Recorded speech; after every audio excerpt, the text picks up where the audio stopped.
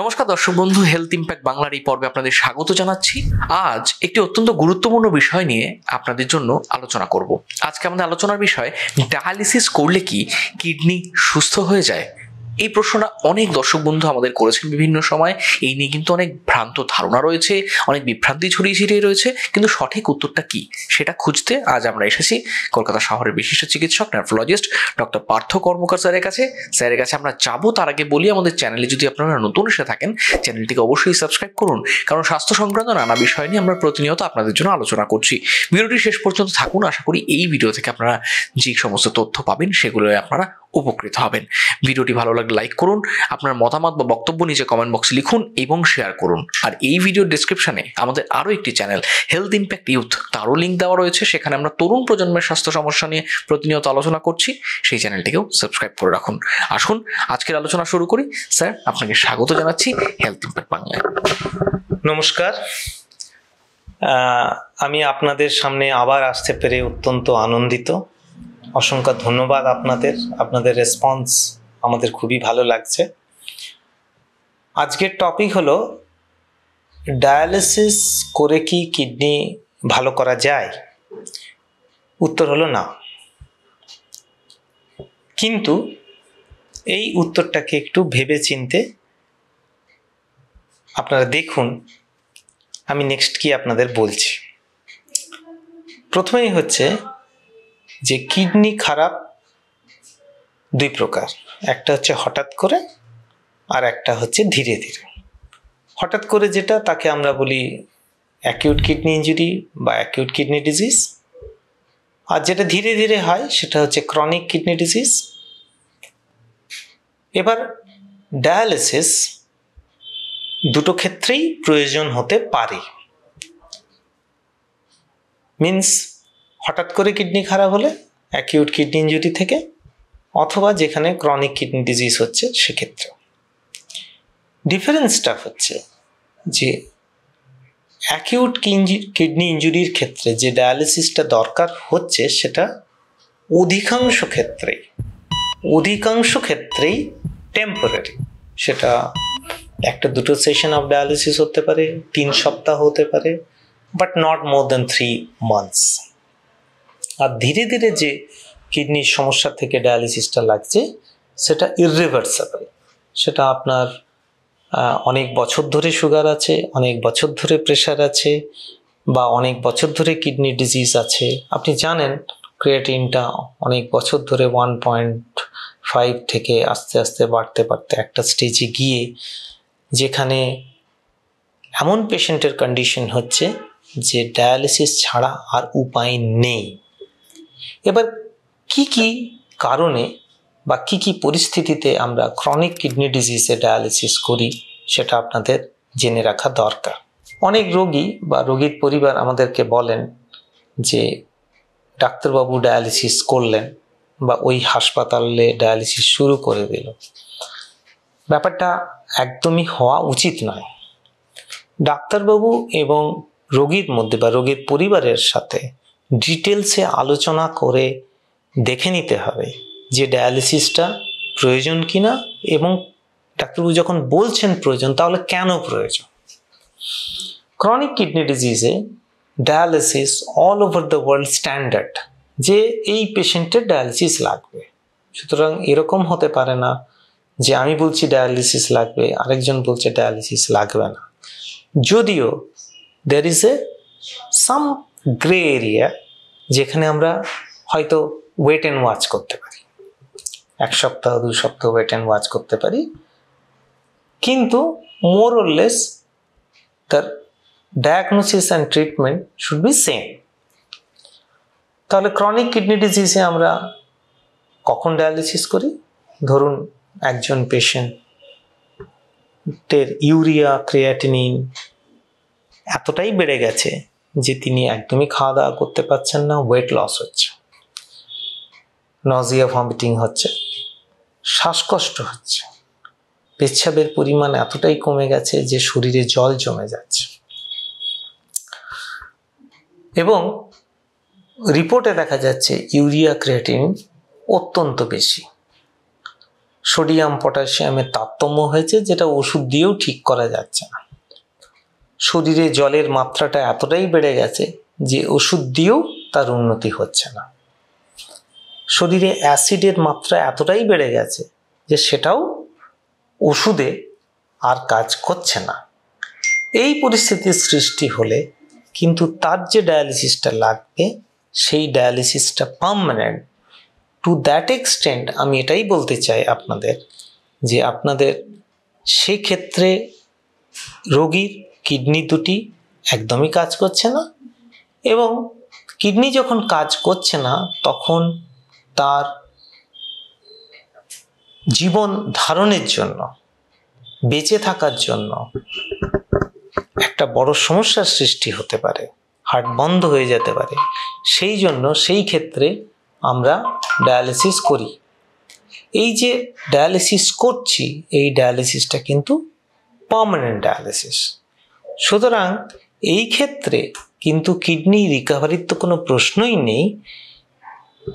Kidney damage হয়েছে এবং এতটাই হয়েছে যে পার্মানেন্ট, ইররিভার্সিবল এবং এন্ড স্টেজ। সুতরাং এন্ড স্টেজ কিডনি ডিজিজে আমরা যে ডায়ালিসিসটা শুরু করছি সেটা হচ্ছে পার্মানেন্ট ডায়ালিসিস। নাও আরেকটা গ্রুপ, সেটা হলো অপোজিট, অ্যাকিউট কিডনি ইনজুরি।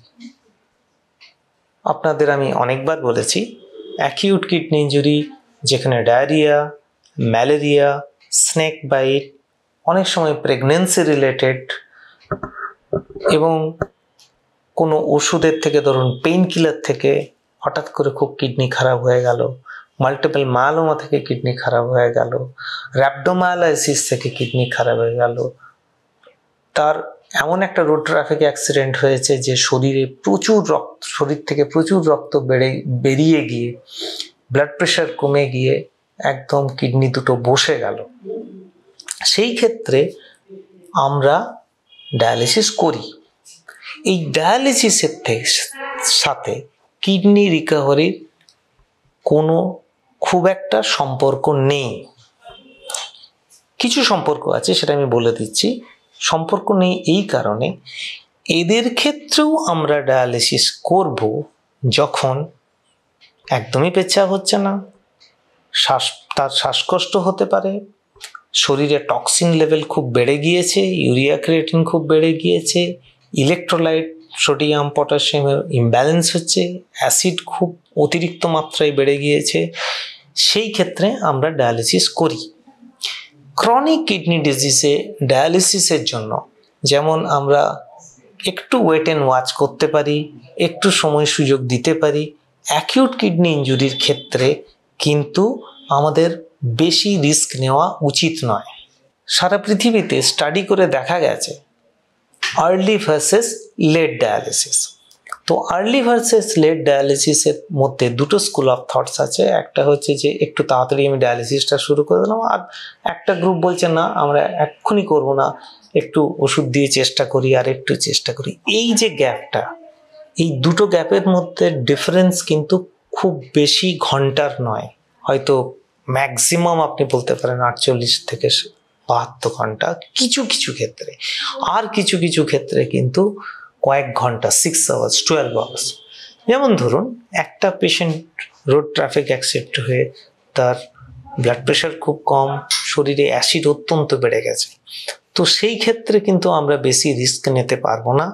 পেশেন্টের লাইফ বাঁচানোর জন্য কিন্তু আমাদের ঠিক সময়ে ডায়ালিসিস শুরু করাটা অত্যন্ত জরুরি। তার কারণ ডায়ালিসিস যদি সঠিক সময়ে শুরু না হয় তাহলে একটা স্টেজে গিয়ে হয়তো তার ডায়ালিসিস আমরা শুরু করতে পারবো না, এরকম পরিস্থিতিরও সৃষ্টি হতে পারে।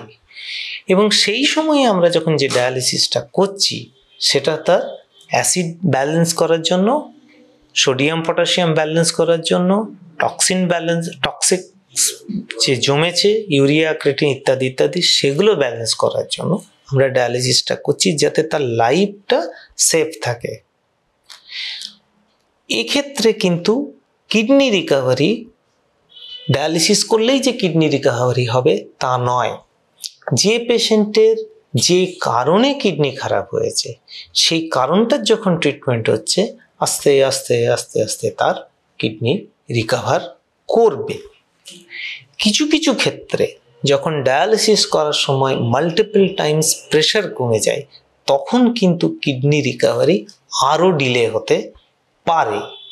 বাট এই যে একটা ব্যালেন্স রাখতে হবে যে কার ক্ষেত্রে আমার ডায়ালিসিসটা জরুরি করতে পারছি আর কার ক্ষেত্রে জরুরি কিন্তু করতে পারছি না, প্রেশার কমে যাচ্ছে, এটা খুব ক্রিটিক্যাল এরিয়া।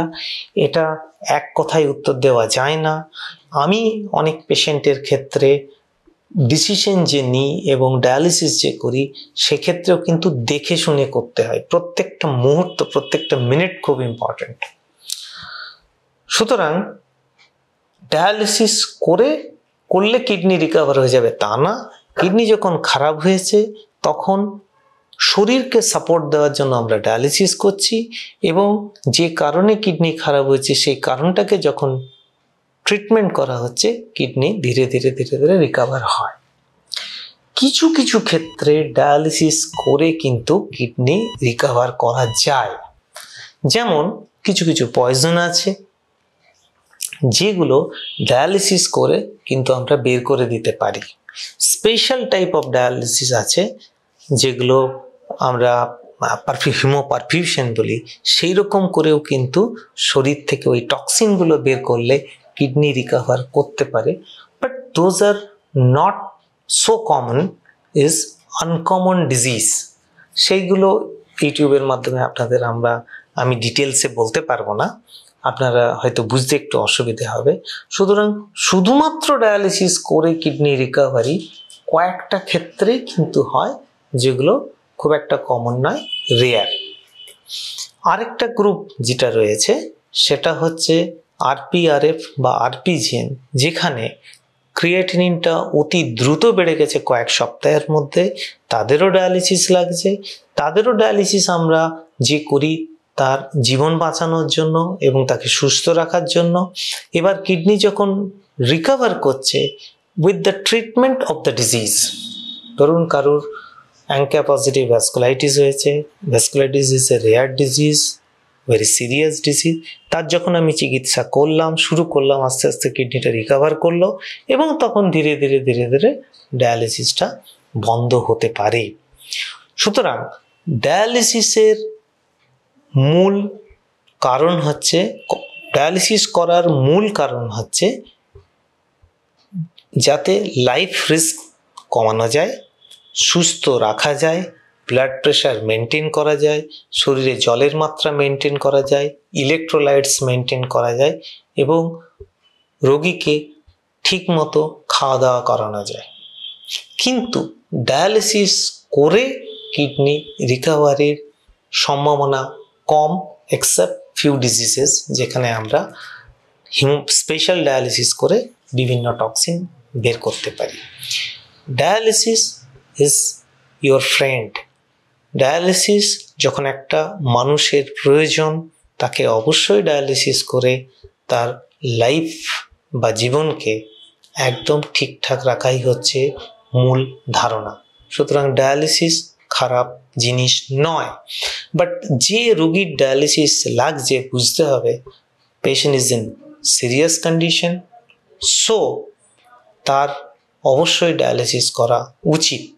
ডায়ালিসিস করতে গিয়ে কিছু কমপ্লিকেশন হতে পারে, যদি সেই কমপ্লিকেশনকে ওভারকাম করে ডায়ালিসিস কমপ্লিট করা যায় তাহলে পেশেন্টের উন্নতি হওয়ার সম্ভাবনা অনেক বেশি। সুতরাং দর্শক বন্ধু, আপনারা শুনলেন যে ডায়ালিসিস মানেই কিডনিকে সুস্থ করে তোলা তা কিন্তু নয়, বরং আপনার জীবনধারাকে সুস্থ স্বাভাবিক রাখা, আপনার শরীরকে সুস্থ রাখার জন্য ডায়ালিসিস প্রয়োজন। কখন ডায়ালিসিস করতে হবে, কখন ডায়ালিসিস বন্ধ রাখতে হবে, ডায়ালিসিসকে আদৌ বন্ধ করা যায় না ইত্যাদি নানা বিষয় নিয়ে ডাক্তারবাবু বললেন, আপনাদের জানালেন। আপনাদের আরও অনেক প্রশ্ন থাকতেই পারে, সেগুলো নিয়ে পরবর্তী কোনো পর্বে আলোচনা করব, কিংবা আপনাদের প্রশ্নগুলো আমাদের কমেন্ট বক্সে লিখুন, তা নিয়েও আলোচনা হবে। তবে আজকের পর্ব এখানেই শেষ করছি। ভালো থাকবেন, সুস্থ থাকবেন, সুস্থ জীবনের অধিকারী হন, এই কামনাই করি। ধন্যবাদ।